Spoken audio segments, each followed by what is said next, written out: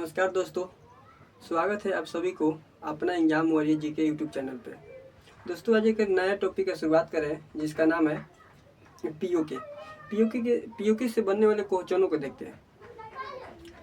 1947 जब 1947 में भारत और पाकिस्तान का विभाजन हुआ 1947 में जब भारत और पाकिस्तान का विभाजन हुआ उस समय तक हमारे देश में बहुत सारे छोटे और बड़े रियासतें थी, जिसमें से एक रियासत जम्मू कश्मीर रियासत था।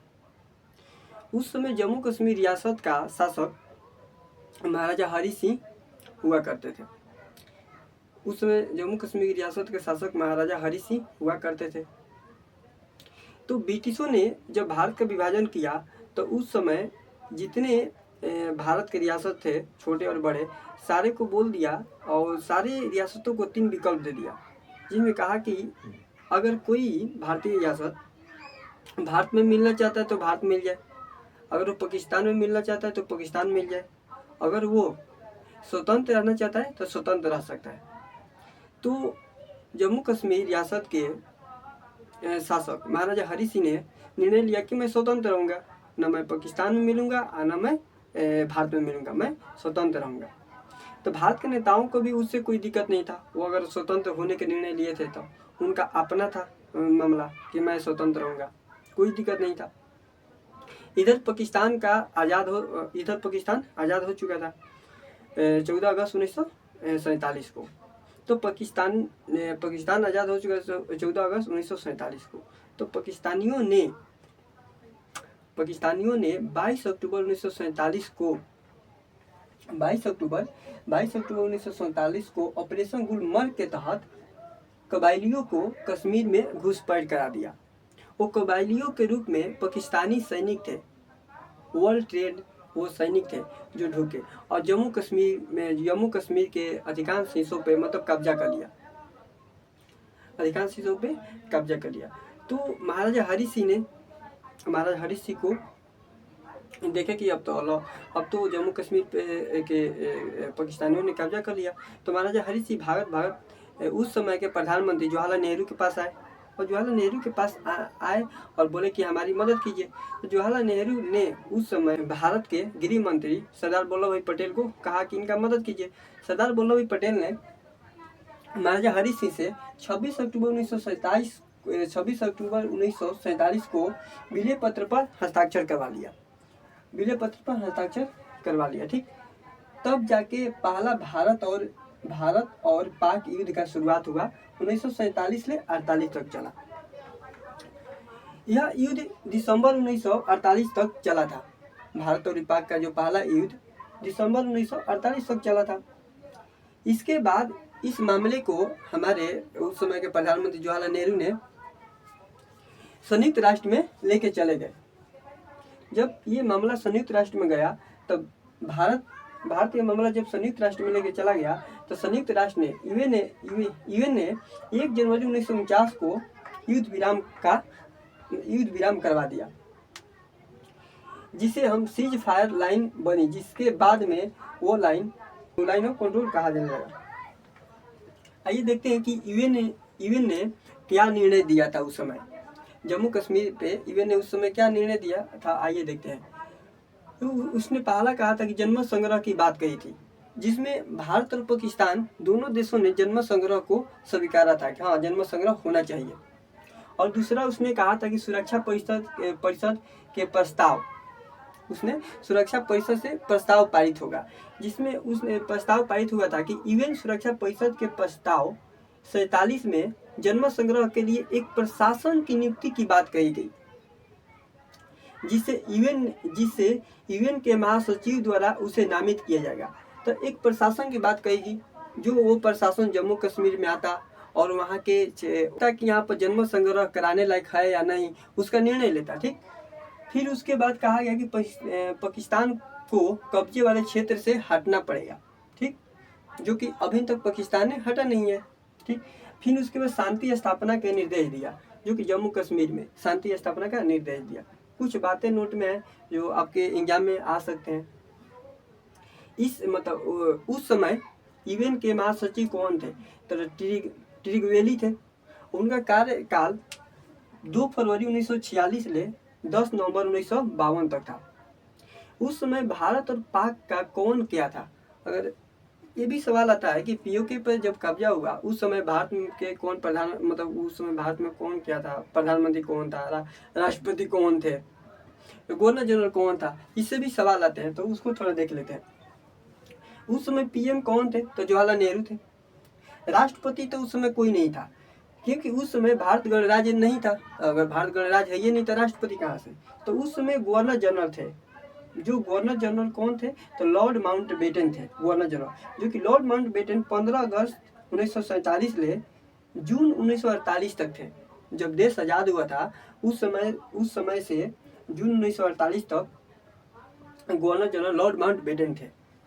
इसके बाद सी राजगोपालाचारी गवर्नर जनरल बने थे 21 जून 1948 ले 26 जनवरी 1950 तक। और 26 जनवरी 1950 के बाद से तो राष्ट्रपति हमारे देश को मिल गया था। ठीक, इसके बाद रक्षा मंत्री कौन थे? तो सरदार बलदेव सिंह रक्षा मंत्री थे। और सेना प्रमुख कौन थे? तो जनरल रॉबर्ट लॉकहार्ट। सेना प्रमुख कौन थे? तो जनरल रॉबर्ट लॉकहार्ट थे। भारत के पहले भारतीय सेना अध्यक्ष कौन थे? तो जनरल के.एम. करियप्पा थे, जो कि 15 जनवरी 1949 को बने थे। अब देखते हैं पाकिस्तान के कौन क्या है। ये पाकिस्तान के उस समय पीएम लियाकत अली खान थे और गवर्नर जनरल मोहम्मद अली जिन्ना थे। और इसके बाद गवर्नर जनरल ख्वाजा निजामुद्दीन बने थे। और सेना प्रमुख कौन थे? तो ब्रिटिश जनरल सर फ्रैंक मेसरवी थे। इसके बाद जनरल सर डगलस ग्रेंसी बने थे। पीओके के दो भाग हैं, एक आज़ाद जम्मू कश्मीर बोलते हैं और दूसरे को गिलगिट बल्टिस्तान बोलते हैं। आज़ाद जम्मू कश्मीर की राजधानी मुजफ्फराबाद है। वो आज़ाद जम्मू कश्मीर की राजधानी मुजफ्फराबाद नहीं है, पूरा पीओके क्षेत्र की राजधानी मुजफ्फराबाद है। वो टोटल क्षेत्रफल आज़ाद जम्मू कश्मीर के 13,997 वर्ग किलोमीटर है और वहाँ के आबादी लगभग 40 लाख है। गिलगिट बल्टिस्तान को देखते हैं। गिलगिट बल्टिस्तान के क्षेत्रफल लगभग 72,971 वर्ग किलोमीटर है, आबादी लगभग 20 लाख है। ये गिलगिट बल्टिस्तान में एक सक्सांग वैली पड़ता है, जो पाकिस्तान ने चीन को गिफ्ट कर दिया है 1973 में। इसका क्षेत्रफल लगभग 5,180 वर्ग किलोमीटर है और इसी सक्सांग वैली से ही सीपीईसी रास्ता जो चाइना पाकिस्तान इकोनॉमिक कॉरिडोर है, इसी सक्सांग वैली से होकर गुजरता है। और इसी सक्सांग वैली के पास में काराकोरम उच्च मार्ग है, तो काराकोरम उच्च मार्ग से भी सीपीईसी रास्ता गुजरता है। जो कभी कभी सवाल में पूछा जाता है कि सीपीईसी रास्ता किस मार्ग से गुजरता है, तो काराकोरम उच्च मार्ग से गुजरता है। चीन के एक प्रांत है जिसका नाम है झिंजियांग प्रांत का हिस्सा ये सक्सांग वैली है। जो सक्सांग वैली जहाँ पर है, सक्सांग वैली यहाँ पर है, तो यहाँ पर एक चीन का प्रांत है जिसका नाम है झिंजियांग प्रांत, इसी का हिस्सा है। ठीक, गिलगिट बल्टिस्तान है ना, इसमें दो हिस्सा है, एक गिलगिट है एक बल्टिस्तान है। तो जो गिलगिट वाला भाग है, वो गिलगिट वाला भाग में यूएसए ने वायुसेना अड्डा अपना बनाया है। ये जो है ना ये गिलगिट वाला भाग, तो इसी में वायुसेना का अड्डा किसका है? अमेरिका का वायुसेना का अड्डा है गिलगिट वाला में। ये बल्टिस्तान हो गया। फिर इसके नीचे आज़ाद जम्मू कश्मीर हो गया। ठीक, और इसी गिलगिट वाले भाग के ऊपर वाला जो क्षेत्र है वो सक्सांग वैली है, जिसे पाकिस्तान ने चाइना को गिफ्ट कर दिया 1973 में। ठीक, ये तो हो गया पीओके से बनने वाले सारे सवाल। अब थोड़ा सा देख लेते हैं अक्साई चीन। जो हमारा पूर्ण जम्मू कश्मीर है, तो उसका 30% जो क्षेत्रफल है वो पीओके के पास है और 10% क्षेत्रफल जो है वो अक्साई चीन के पास है। ठीक, तो जो अक्साई चीन है उस पर 1962 में जो भारत और चाइना के बीच में युद्ध हुआ था, उस युद्ध में चाइना ने उस पर कब्जा कर लिया था, जो अभी तक कब्जा करके रखा है। इसके बाद चाइना और भारत के बीच में जो ये वाला बॉर्डर है, इस बॉर्डर पर चाइना और भारत के बीच में एलएसी का स्थापना किया गया। कब किया गया? तो 1993 से 96 के बीच में किया गया था। ठीक, इस एलएसी के फुल फॉर्म क्या होता है? लाइन ऑफ एक्चुअल कंट्रोल होता है। तो इतना सवाल है, अगर इस सारे सवालों को आप लोग ख्याल कर लेते हैं तो आपके एग्जाम में इस पीयूके से बनने वाले कोई भी क्वेश्चन छूट ही नहीं सकता है। इस पीयूके से बनने वाला कोई भी क्वेश्चन नहीं छूट सकता है।